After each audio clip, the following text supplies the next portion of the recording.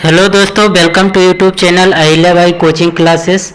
दोस्तों, आज के इस वीडियो में आपको कक्षा 10वीं विषय विज्ञान अध्याय 1 जो है पाठ 1 है रासायनिक अपक्रिया एवं समीकरण, उससे जो क्वेश्चन पूछा जाता है उन सभी क्वेश्चनों को मैं आपको दिखाऊंगा और साथ में आंसर बताऊंगा। तो आप हमारे चैनल में नए हैं तो चैनल को सब्सक्राइब करके वीडियो को शेयर कर दें। दोस्तों, पाठ का नाम है रासायनिक अपक्रिया एवं समीकरण। इस चैप्टर से 7 अंक का क्वेश्चन पूछा जाएगा। तो मैं ऑब्जेक्टिव से लेकर के 2 अंक और 3 अंक और 4 अंक का भी क्वेश्चन दिखाऊंगा। दोस्तों, मैं आपको बता दूं कि जब से एनसीईआरटी पैटर्न आया है तो जो क्वेश्चन अभी मैं आपको दिखाने वाला हूं और उनका आंसर बताने वाला हूं, आप किसी भी साल का आप पेपर उठाकर देख सकते हैं, एक भी क्वेश्चन उससे बाहर नहीं आया होगा। तो अभी छमाही का पेपर है, फिर प्री बोर्ड है और फिर इसके बाद वार्षिक है। यदि वार्षिक में आपको टॉप करना है क्लास के अंदर तो आप हमारे चैनल को सब्सक्राइब कर लें और हमारे बताए गए निर्देश के अनुसार आप अपना तैयारी करने में लग जाएं। तो चलते हैं हम आप क्वेश्चन की ओर। दोस्तों, पहला क्वेश्चन दोस्तों यहाँ स्पष्ट लिखा हुआ है कि ब्लूप्रिंट के अनुसार 7 अंक के क्वेश्चन पूछे जाएंगे। पहला प्रश्न है, सही विकल्प चुनकर उत्तर लिखना है।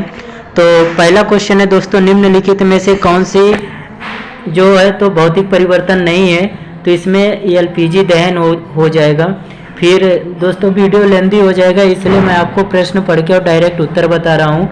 जिन अभिक्रिया में ऊष्मा का अवशोषण होता है उन्हें कहते हैं, तो दोस्तों वह ऊष्मा शोषी अपक्रिया होती है।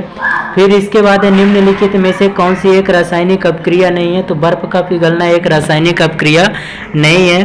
फिर इसके बाद है दोस्तों चौथा प्रश्न है कि किसी रासायनिक अपक्रिया में भाग लेने वाले पदार्थ जो है होते हैं वो अभिकारक कहलाते हैं, और जो पदार्थ बनता है एक नया उत्पाद बनता है उसे उत्पाद कहते हैं। फिर 5वां नंबर का क्वेश्चन है, लंबे समय तक सेवन ना करने पर सूखे मेवे सड़ जाते हैं क्योंकि उसमें विकृत गंधिका पाई जाती है। फिर 6 Fe2O3 + 2Al ये अभिकारक हुए और उत्पाद में है एल्यूमिनियम ऑक्साइड प्लस आयरन।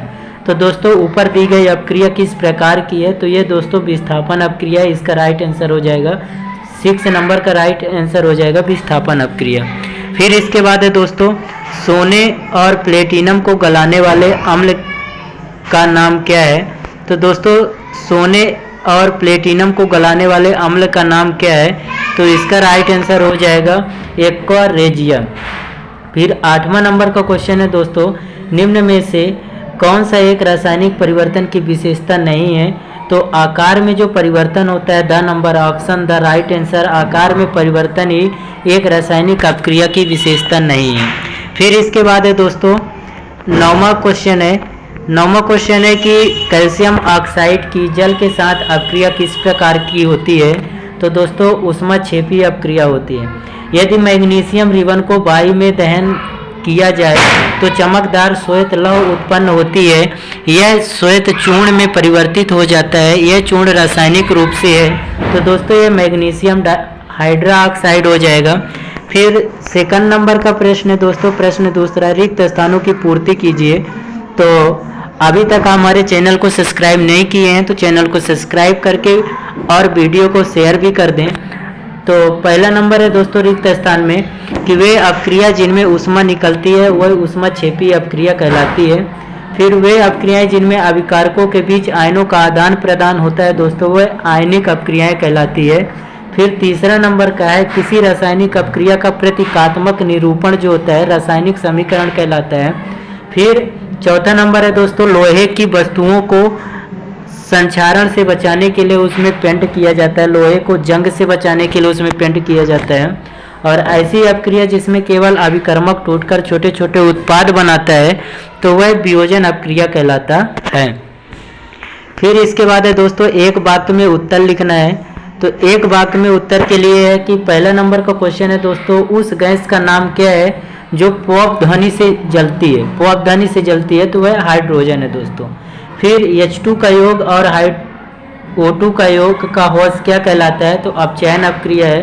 प्रश्न तीसरा है दोस्तों, देर समय तक सिल्वर क्लोराइड को सूर्य के प्रकाश में रखने पर वह काला क्यों पड़ जाता है, तो इसका राइट आंसर हो जाएगा दोस्तों कि सिल्वर क्लोराइड का उपचयन हो जाता है। दोस्तों यदि वीडियो अच्छा नहीं दिख रहा तो आप क्वालिटी चेंज कर सकते हैं और कमेंट में ज़रूर बताएं, हम अगला वीडियो जब भी लाएंगे तो उसमें सुधार किया जाएगा। अभी आपके पास केवल 2 मंथ का समय है, आप हमारे चैनल में जुड़कर सभी विषय का आप अच्छे से तैयारी कर सकते हैं। आपको यदि सभी विषय की जानकारी चाहिए, ये सभी विषय का इम्पोर्टेंट क्वेश्चन चाहिए तो हमें ज़रूर कमेंट करें।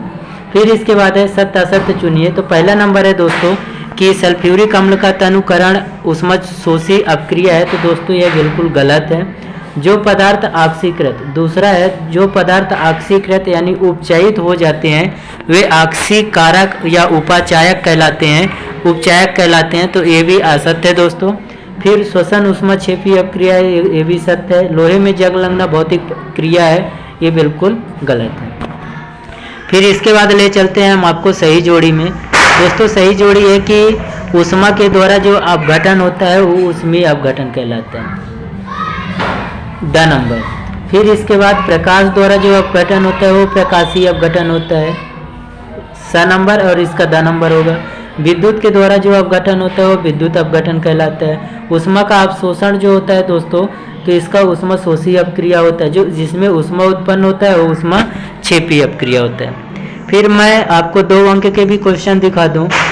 2 अंक का क्वेश्चन है दोस्तों कि वायु में जलाने से पूर्व मैग्नीशियम रिबन क्यों किया जाता है।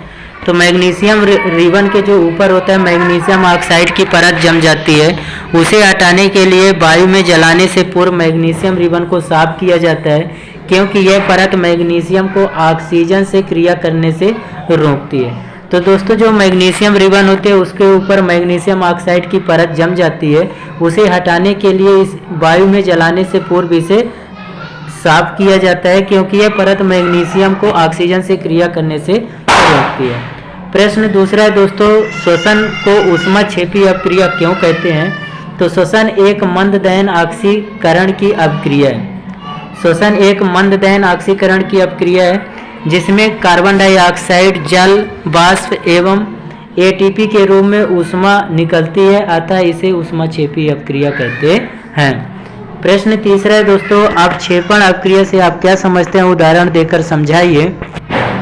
अवक्षेपण अपक्रिया, जब 2 क्रिया कारकों के विलयन आपस में अपक्रिया करके अविलेय ठोस उत्पाद बनाते हैं तो उस विलयन में उस ठोस के कण अपेक्षित हो जाते हैं, इस क्रिया को अवक्षेपण कहते हैं। और इसका रासायनिक समीकरण की भी दिया गया, आप देख सकते हैं।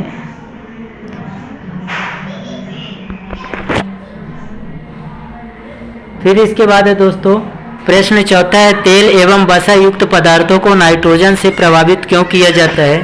तो तेल व वसा युक्त खाद्य सामग्री वायु व ऑक्सीजन के संपर्क में अधिक समय तक रहने पर उपचयित होकर अपना स्वाद एवं गंध बदलकर विकृत गंध हो जाते हैं, इसलिए इन्हें नाइट्रोजन जैसे कम सक्रिय गैसों से प्रभावित किया जाता है। फिर इसके बाद है दोस्तों 5वां क्वेश्चन है कि संयोजन अपक्रिया किसे कहते हैं, उदाहरण सहित समझाइए। तो दोस्तों संयोजन अपक्रिया जो है वे रासायनिक अपक्रियाएं जिसमें 2 या 2 से अधिक तत्व या यौगिक संयुक्त होकर एकल उत्पाद बनाते हैं, संयोजन अपक्रियाएं कहलाती है। जैसे कार्बन और ऑक्सीजन मिलकर कार्बन डाइऑक्साइड बनाते हैं। फिर इसके बाद है दोस्तों 6वां क्वेश्चन है, रेडॉक्स अपक्रिया किसे कहते हैं, समीकरण दीजिए। रेडॉक्स अपक्रिया, तो वे रासायनिक अपक्रियाएं जिनमें एक अपक्रिया का उपचयन होता है और दूसरे का अपचयन होता है, यानी एक अपक्रिया का उपचयन होगा और एक का अपचयन होगा, तो रेडॉक्स अपक्रियाएं कहलाती है। तो Fe2O3 और CO3CO से 2Fe और 3CO2 बनेगा। फिर दोस्तों 7वां क्वेश्चन है कि लोहे की वस्तुओं को हम पेंट क्यों करते हैं। लोहे की वस्तुओं को हम पेंट क्यों करते हैं, तो लोहे की वस्तुओं को संक्षारण से बचाने के लिए उनको पेंट करते हैं, जिससे कि नमी के संपर्क में न आए। फिर इसके बाद है दोस्तों 8वां क्वेश्चन है। 8वां क्वेश्चन है कि सोडियम को मिट्टी के तेल में डुबाकर क्यों रखा जाता है। तो सोडियम बहुत अधिक क्रियाशील धातु है, यह हवा में स्वतः जलने लगती है, सोडियम ऑक्साइड का निर्माण करती है इसलिए इसे सुरक्षित रखने व आकस्मिक आग को रोकने के लिए सोडियम को मिट्टी के तेल में डुबाकर रखा जाता है।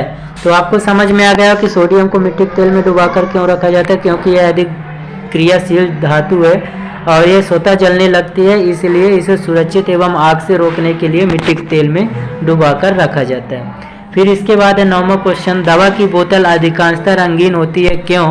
तो दवा की बोतल अधिकांशतः रंगीन होती है क्योंकि दवाएं प्रकाश की उपस्थिति में ऑक्सीकृत हो जाती है और विषैली हो जाती है, अतः इसे रोकने हेतु दवाओं की बोतल रंगीन रखते हैं। फिर दोस्तों 10वां क्वेश्चन है कि वियोजन अपक्रिया किसे कहते हैं? वियोजन अपक्रिया, जिस अपक्रिया में वियोजन अपक्रिया किसे कहते हैं? दोस्तों वियोजन अपक्रिया किसे कहते हैं? तो जिस अपक्रिया में